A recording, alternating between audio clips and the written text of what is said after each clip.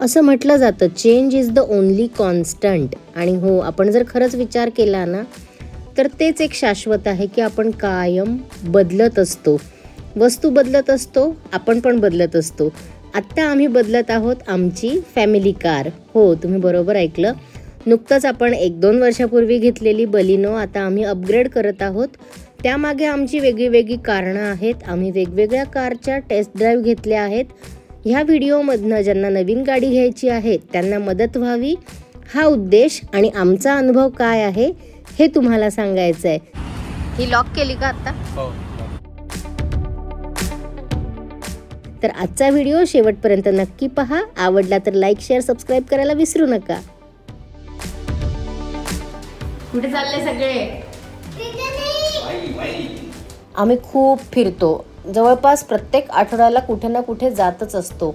पण अधूनमधून मुलींचे आजी आजोबा आले तर ट्रिप तर ठरलेली असते.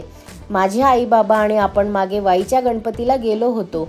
पण विचार करा, आम्ही दोघं, रेवा, तन्वी, आजी आजोबा असे सगळेजण, त्या सगळ्यांचं सामान, लेग स्पेस कमी पडायची, सीट क्राऊडेड वाटायच्या. त्यामुळे आधीची कार कितीही आवडती असली तरीही मग ठरवलं आता ही बदलायची. आणि 2-3 तासाच्या प्रवासात आपल्याला इतकी अडचण वाटत नाही. पण लांब पल्ल्याचा प्रवास असेल तर गाडी ही स्पेशियस असलीच पाहिजे. त्यामुळे पहिला निकष हा होता की कार 6 or 7 सीटर असावी. आणि मग सुरुवातीला आम्ही ज्या 5-6 गाड्या सिलेक्ट करून एकेकाची ड्राईव्ह घेतो आहे त्यात आमची इच्छा, गरज, आवश्यकता आणि आपलं बजेट यानुसार गळती लागत आता सर्च पुढे जातो आहे. आधी मुली लहान होत्या तर मी सुद्धा त्यांच्यासोबत मागे बसू शकायची. पण आता हळूहळू त्या मोठ्या झाल्याने गाडी छोटी वाटायला लागली आणि त्यांचं सामान, बापरे, ते सगळं घेऊन जाणं हे एक चॅलेंज वाटायला लागलं होतं. कधी त्या झोपायच्या, कधी भांडायच्या, कधी खेळत बसायच्या, पण त्यांना ती जागा अपुरीच पडत होती. त्यामुळे 5 सीटरवरून 7 सीटरवर अपग्रेड करण्याचा निर्णय झाला.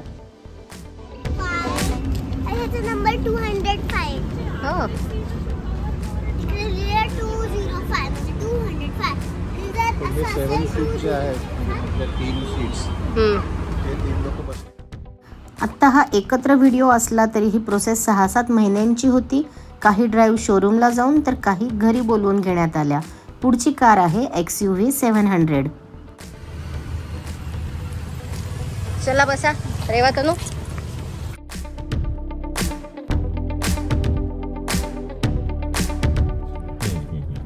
आणि हे टॉप मॉडेल असेल ना, टॉप एंड ॲडास वगैरे चेक करता येईल. सर विसरले, मला ओरडतात. आणि विसरत गाडी विसरू देणार नाही मला ती. आणि पार्किंग ब्रेक जो आहे तो ऑटो रिलीज होऊन जाईल. ऑटो रिलीज होऊन जाईल. तुम्ही एक्सेलरेशन दिलं की तो रिलीज होईल जर सीट बेल्ट लावला. आणि इथे एक महत्त्वाची टिप टेस्ट ड्राईव्हसाठी, आपल्या एरियातला सगळ्यात खडतर रस्ता जो असेल तिकडे जाऊन ड्राईव्ह घ्या, म्हणजे गाडीचा आपल्याला पूर्ण अंदाज येतो.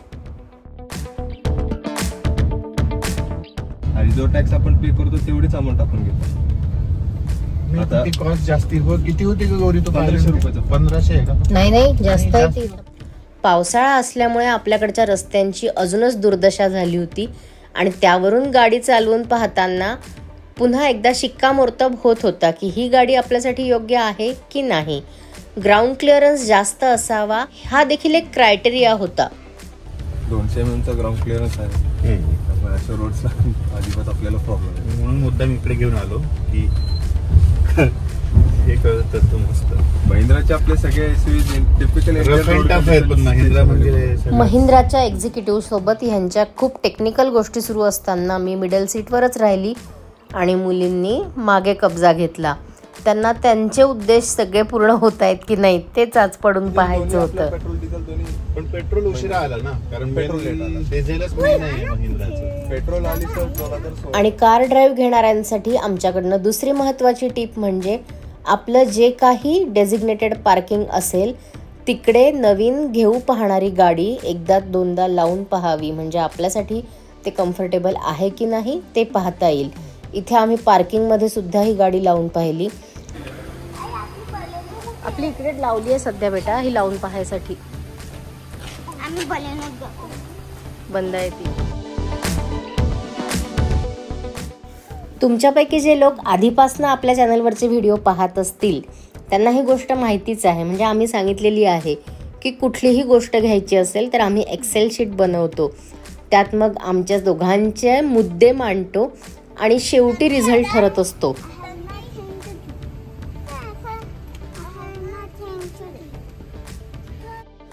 पण आमचं हे सगळं सुरू असेपर्यंत मुलींचा मात्र वेगळाच दंगा सुरू आहे.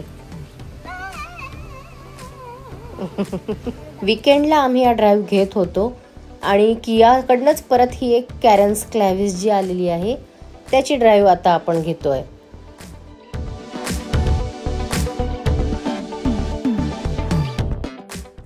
आपली कार आपल्यासाठी कम्फर्टेबल जितकी असायला हवी ना, तितकाच आमचा अजून एक इंटरेस्ट आहे की ती लुक वाईज पण छान असावी. इंटेरियर इतकाच त्याच्या एक्सटेरियरला पण आम्ही प्रिफरन्स दिला होता. त्याचा स्पोर्टी लुक आहे की नाही, त्याचे अलॉय व्हील कसे दिसत आहे, त्याचा हेडलाईट कसा आहे, त्याची लेंथ कशी आहे, आपल्याला खूप ट्रॅफिकमधनं ती काढता येईल की नाही, अशा बऱ्याच गोष्टी आम्ही ठरवल्या होत्या ज्या एक्सेल शीटमध्ये होत्या.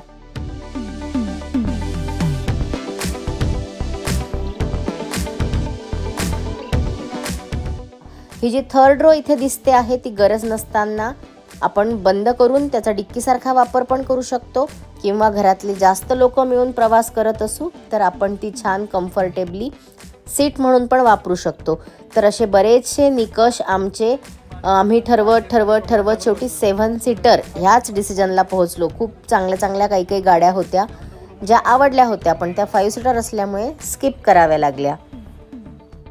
पण या सगळ्या प्रोसेसमधनं जाताना ना मला एक गोष्ट प्रकर्षाने जाणवली, ती म्हणजे ही सगळी सिस्टीम खूप छान काम करते. शोरूम कोणतीही असू द्या, महिंद्रा असो, सुझुकी असो, किया असो, त्यांचे एक्झिक्युटिव्ह आपल्याला आपण बोलवू तिथे येतील, गाडीची संपूर्ण माहिती देतील. आधी एक्सटेरियर सगळं समजावून सांगितलं आणि नंतर होती इंटेरियरची बारी. फुल स्क्रीन, ओके, वाईड पण आहे, वाईड अँगल पण आहे आणि सगळ्यात लास्ट वर 361. हे भरपूर फीचर्स आहेत त्याच्यामध्ये. सुरू ठेवता येईल का? एक्सप्रेसरला लागलं तुम्ही कंटिन्युअसली चालू ठेवू शकता. ओके, म्हणजे मग ह्याच्यापेक्षा ह्याची विजिबिलिटी जरा खूप चांगली आहे. कारण हे मग बाकी गाड्यांमध्ये नाहीये, कारण त्यांना स्पीड लिमिट आहे.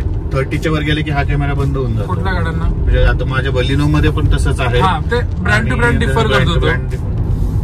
आणि ते तुम्ही 50च्या समोर कार आहे बघा, कारच्या समोर 3 डॉट्स आहेत बघा. ते डॉट्स म्हणजे काय आहे की 2 कारच्या मधला म्हणजे आपल्या पुढच्या गाडीमधलं अंतर आपण सेट करू शकतो. Okay, so 3 lines is the basically maximum distance. You can take it to the 2 or 1 पण करू शकता. हे किती डिस्टन्सनी डिटेक्ट करतं? कारण आता बेसिकली तुम्ही बघितलं सगळ्यात स्मॉल म्हणजे ना बघा ते दिसलं म्हणजे ते बाईकला त्याने आयडेंटिफाय केलेलं आहे. सेफ्टीच्या दृष्टीने ना हे फीचर मला एक फार आवडलं की आपल्या गाडीच्या उजवीकडे, डावीकडे, समोर आणि मागे एका ठराविक अंतर ते आपण सेट करू शकतो. त्याच्यावर कोणती 2 व्हीलर, 4 व्हीलर, जनावर काहीही असलं ना तरी आपल्याला अलार्म येणार आहे. आपला ऑब्जेक्ट मधनं बाहेर गेला रेडार मधनं, गाडीचा जो प्रिव्हियस 50 होता गाडी परत 50 ला आपली जाते. तो साईडला गेला आता तर इथे तसे हायवेला एकदम बेस्ट आहे तो. अशा रोडला काही कामच नाही. अशा रोडला जास्ती रिस्की आहे. अशा रोडला कधी एकदम तुम्ही नाईट ट्रॅव्हलिंग करताय म्हणजे तो क्रूज चांगला आहे आणि वर तुम्हाला पॅनोरामिक सनरूफ पण भेटून जातो. दुसरं म्हणजे मुलींची आता एक इच्छा होती की पॅनोरामिक सनरूफ वाली गाडी असावी. आजकालच्या जनरेशनला त्याची क्रेज पण आहे, त्यामुळे ठरवलं गाडी चेंज करतच आहोत तर पॅनोरामिक सनरूफ असणारी गाडीच आपण प्रिफर करूया. आणि मग या खूप साऱ्या विचारमंथनांमधून एक गाडी फायनल झाली, ती बुक पण करण्यात आली. किया कंपनीची ती आहे. ती कोणती असणार आहे हे मी पुढच्या व्हिडिओमध्ये तुम्हाला दाखवते. एकादशीच्या दिवशी छान आषाढी एकादशीच्या दिवशीच आम्ही ही कार बुक केली होती. ती नंतर मिळाली सुद्धा आहे. मी जरा दिलगिरी व्यक्त करते, व्हिडिओज खूप लेट येत होते किंवा आलेच नव्हते मधल्या काळात, पण इथून पुढे तसं होणार नाही याची मी काळजी घेते. सगळ्या फॉर्मॅलिटीज आम्ही इथे पूर्ण केल्या. आपल्या कारची बुकिंग म्हणून एक टोकन आपण इथे पे केलं की आपलं बुकिंग कन्फर्म. असं म्हणतात, स्वप्न पाहावी आणि कायम ती पूर्ण करण्याचा प्रयत्न करावा. आमच्या दोघांच्या मेहनतीचं फळ म्हणजे ही एक स्वप्नपूर्ती. कुणाला वाटेल की काय फक्त एक कारच तर घेत आहेत, पण नाही, आमच्यासाठी ही तितकीच स्पेशल आणि खास आहे. थँक्यू. आपल्या प्रयत्नांचा गजर सर्वांपर्यंत पोहोचवण्यासाठी कियामध्ये एक ट्रॅडिशन आहे, ते म्हणजे बुकिंग केल्यानंतर इथली ही घंटा वाजवायची.